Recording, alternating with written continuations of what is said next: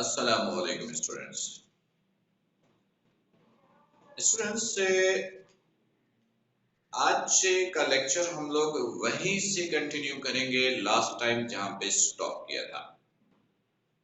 Last time chapter number 19 हम लोगों ने शुरू किया था और इंट्रोडक्शन का पहला लेक्चर जिसमें कुछ छोटे छोटे इंफॉर्मेशन थी, बड़ी काम की बातें थी, वो हम लोगों ने डिस्कस किया। आज इंट्रोडक्शन का ही दूसरा हिस्सा है और उसमें भी बड़े इंपॉर्टेंट पॉइंट्स और न्यूमेरिकल ही सॉल्व होंगे।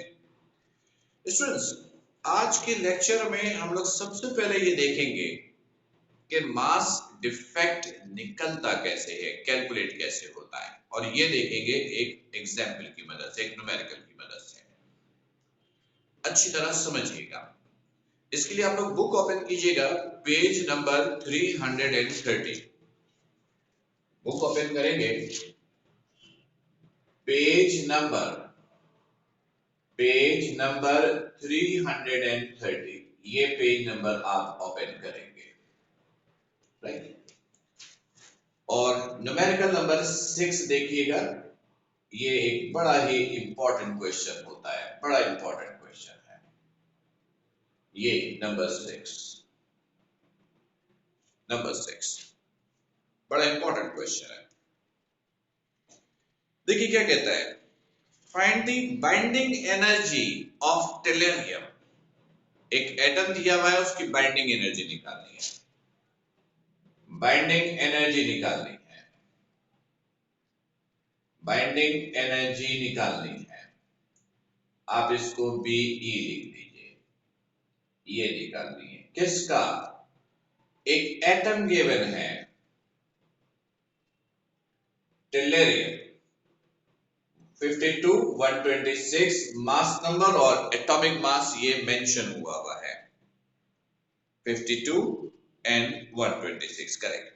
फिर कह रहे गिवन दैट, फिर कुछ चीजें गिवन है, where mass of proton, mass of neutron, mass of atom tellurium, ये गिवन है। मास ऑफ प्रोटॉन 1.0078, 0078 AMU लिखिए या सिर्फ यू लिखिए, एक ही बात है। मास of neutron 1.0086 AMU and mass of tellurium 125.9033, 125.9033 AMU। Students, के अलावा बुक में देखिएगा एक और इंफॉर्मेशन लिखी हुई है कि 14 इज इक्वल टू समथिंग, ऐसा कुछ नजर आ रहा है। ये 14 नहीं है, ये 1U है, 1 AMU है, जो इक्वल होता है 931.5 मेगा इलेक्ट्रॉन वोल्ट के। ये जो चौथी इंफॉर्मेशन गिवन है, ये पेपर में गिवन नहीं होगा, बस पेपर में क्वेश्चन इतना होगा, राइट। ओके स्टूडेंट्स, याद है मैंने आपको बताया था कि सबसे पहले आपको क्या चेक करना है। देखिएगा मास किस में गिवन है, तो मास AMU में गिवन है। मास किस में गिवन है? AMU में। अगर मास AMU में गिवन है तो बाइंडिंग एनर्जी का फॉर्मूला क्या होगा? फिर बाइंडिंग एनर्जी का फॉर्मूला ये है, मास डिफेक्ट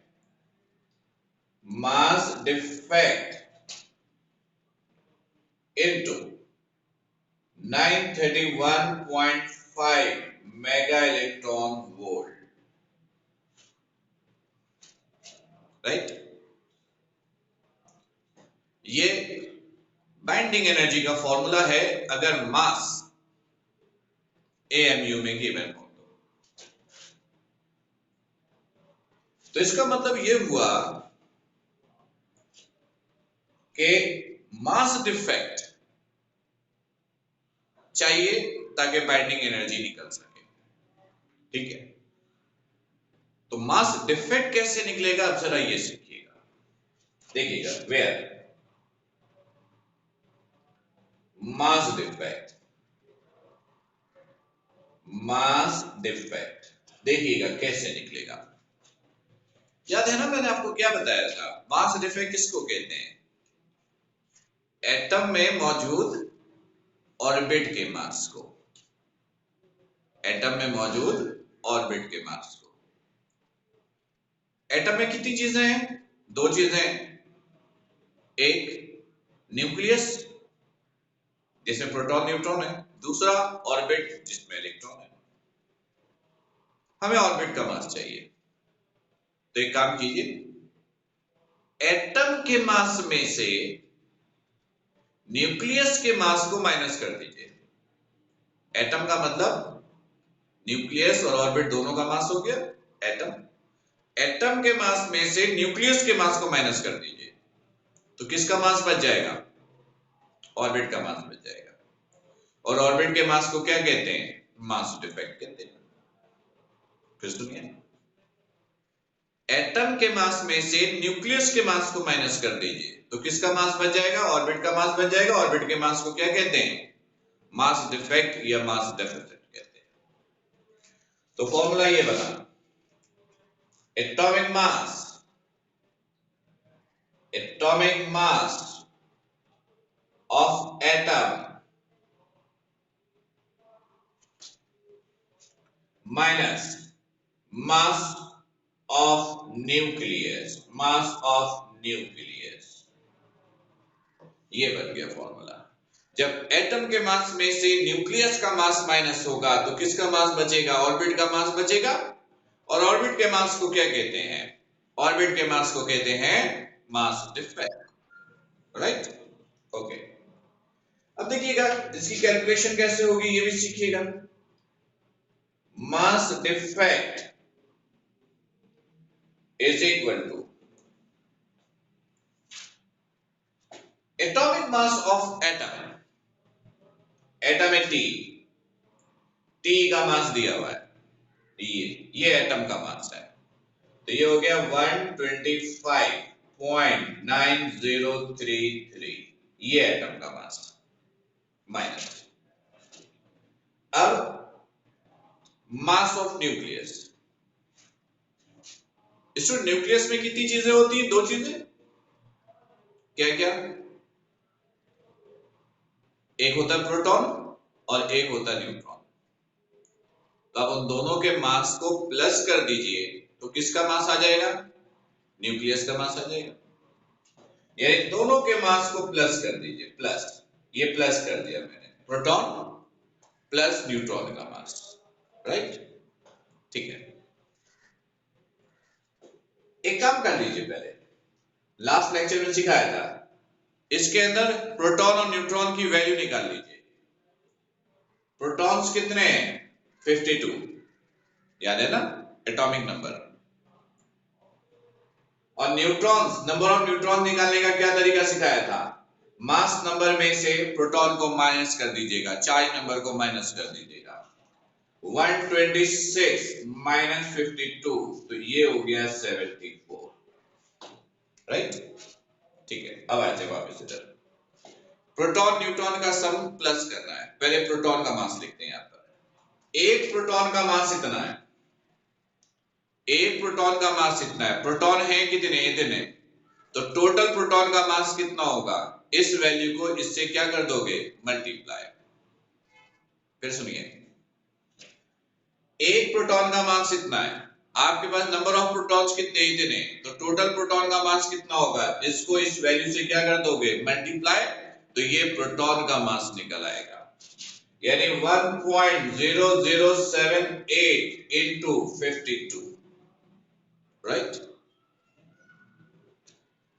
प्लस, अब यह न्यूट्रॉन का मास, एक न्यूट्रॉन का मास इतना है, न्यूट्रॉन्स इतने हैं, तो न्यूट्रॉन का मास कैसे निकलेगा? दिस मल्टीप्लाई बाय दिस, तो ये हो गया आपके पास 1.0086 इंटू 74। अब कैलकुलेटर की मदद से इस पूरे को सॉल्व कीजिएगा तो मास आ जाएगा, मास डिफेक्ट आ जाएगा, माइनस 1 पॉइंट समथिंग आएगा। ठीक है, ये आप खुद कैलकुलेट करके लिखिएगा। यूनिट होगा एएमयू। यूनिट क्या होगा? एएमयू, क्योंकि मास एएमयू में था। जब मास डिफेक्ट आ जाए तो यहां पुट कर दीजिएगा इक्वेशन 1 में। Put in equation 1, put in equation 1। तो binding energy is equal to, ये मास डिफेक्ट पुट कीजिएगा, माइनस 1 पॉइंट समथिंग जो भी है, और ये 931.5 मेगा इलेक्ट्रॉन वोल्ट मल्टीप्लाई कर दीजिएगा तो बाइंडिंग एनर्जी निकल आएगा, ये माइनस 1060 पॉइंट समथिंग होगा।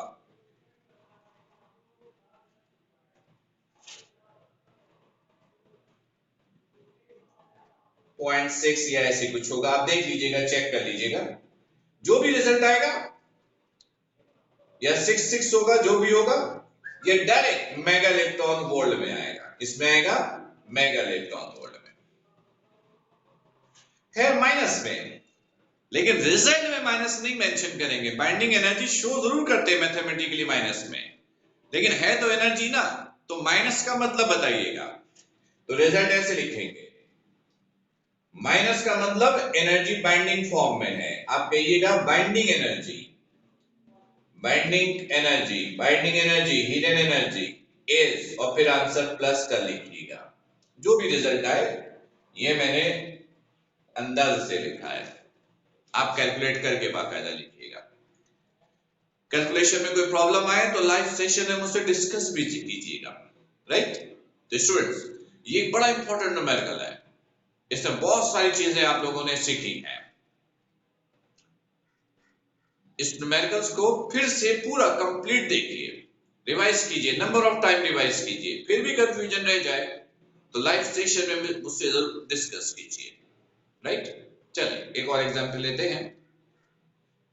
इसी पेज पर नंबर 5 देखिएगा, नंबर 5, नंबर 5, 19.5 कहता है if a neutron would be entirely converted into energy। कह रहे हैं न्यूट्रॉन को मुकम्मल तौर पर एनर्जी में कन्वर्ट कर दिया गया है। एक न्यूट्रॉन को मुकम्मल तौर पर एनर्जी में कन्वर्ट कर दिया गया है। न्यूट्रॉन का मास याद रखिएगा 1.6748 into 10 raised to power -27 kg।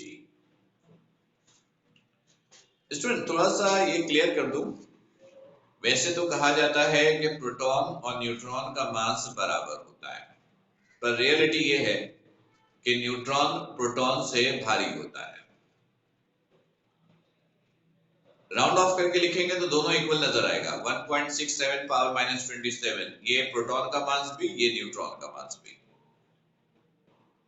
लेकिन होल वैल्यू अगर देखेंगे तो प्रोटॉन का मास होता है 1.6724 और न्यूट्रॉन का मास होता है 1.6748।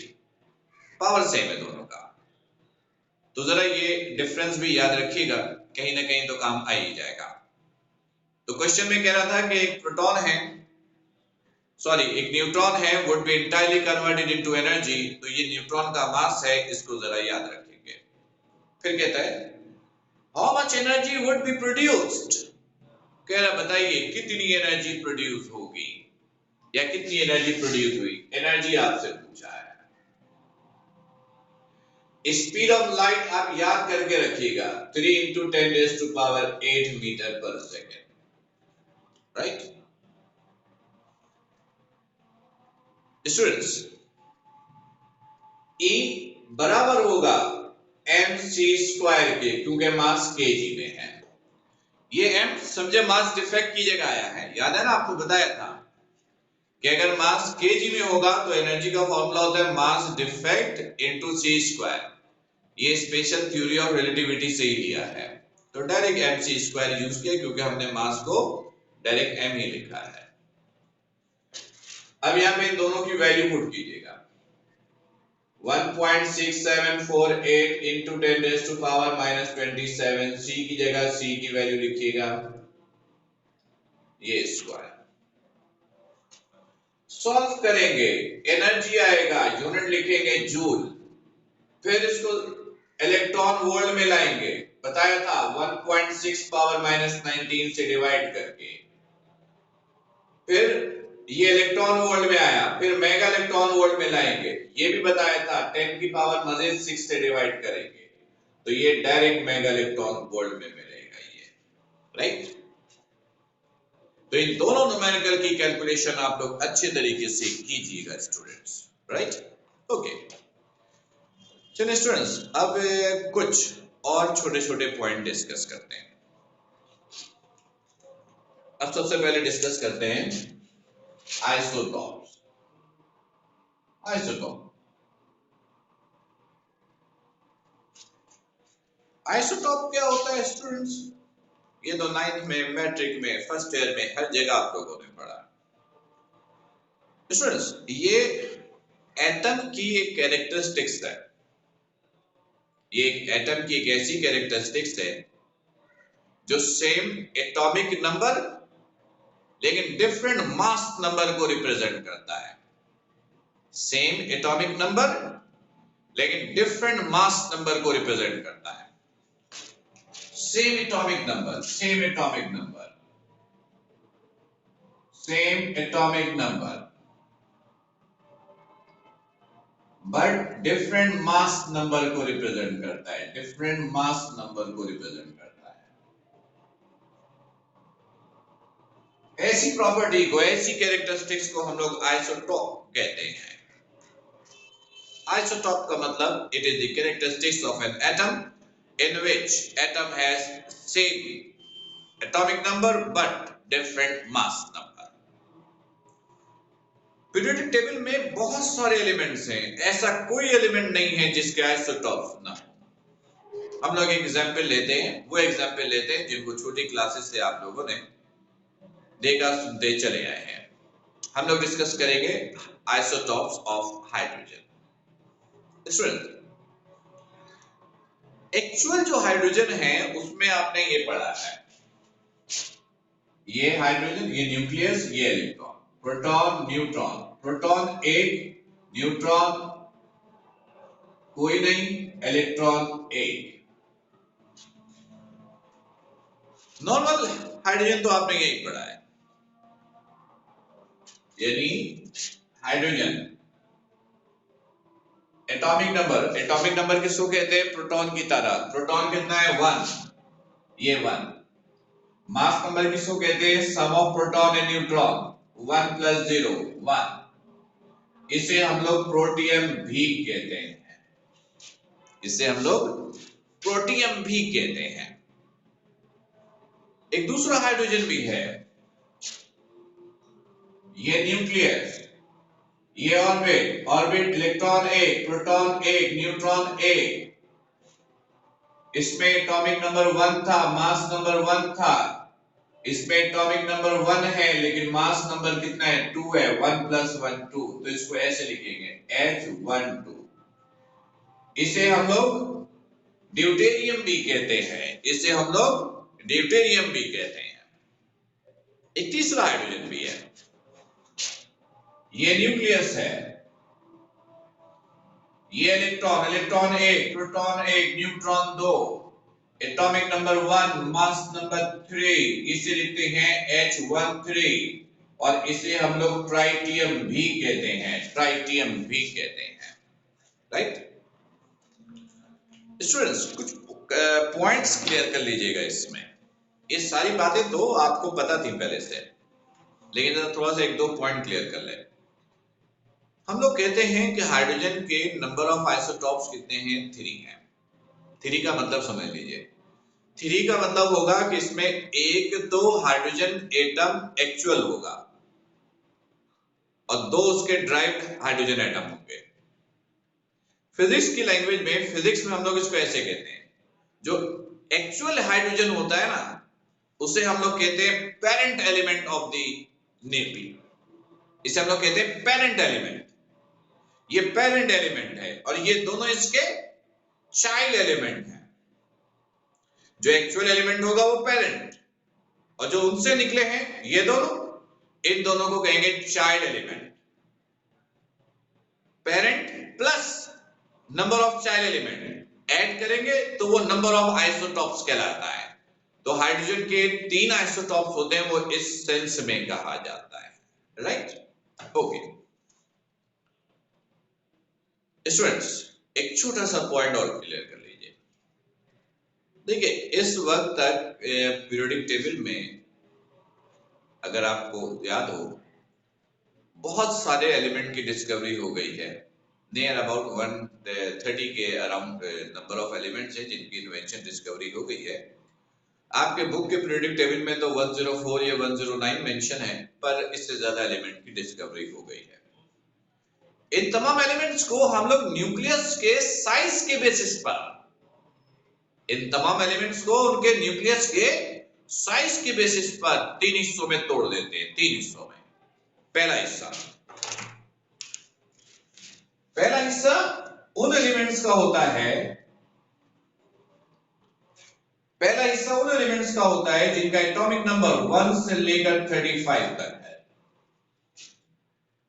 इन एलिमेंट के न्यूक्लियस को हम लोग लो मास न्यूक्लियस कहते हैं। लो मास न्यूक्लियस कहते हैं। वो तमाम न्यूक्लियस, वो तमाम एलिमेंट जिनका एटॉमिक नंबर 1 से लेकर 35 तक होगा, उन एलिमेंट के न्यूक्लियस को क्या कहेंगे? लो mass nucleus, right. Atomic number जितना छोटा होता जाएगा, लो मास इतना कम होता जाएगा। 36 से लेकर 81 तक इन्हें हम लोग नॉर्मल न्यूक्लियस कहते हैं। इनके न्यूक्लियस को क्या कहेंगे? Normal nucleus. और जिनका एटॉमिक नंबर 82 या अबव 82 है, इन्हें हम लोग हैवी न्यूक्लियस कहते हैं। क्या कहते हैं? हैवी न्यूक्लियस कहते हैं। हैवी न्यूक्लियस कहते हैं। यानी वो तमाम एलिमेंट जिनका एटॉमिक नंबर 82 या उससे ज्यादा है, उन एलिमेंट के न्यूक्लियस को क्या कहेंगे? हैवी न्यूक्लियस कहेंगे। याद रखिएगा, हैवी न्यूक्लियस की एक बड़ी खास बात है। क्या खास बात है?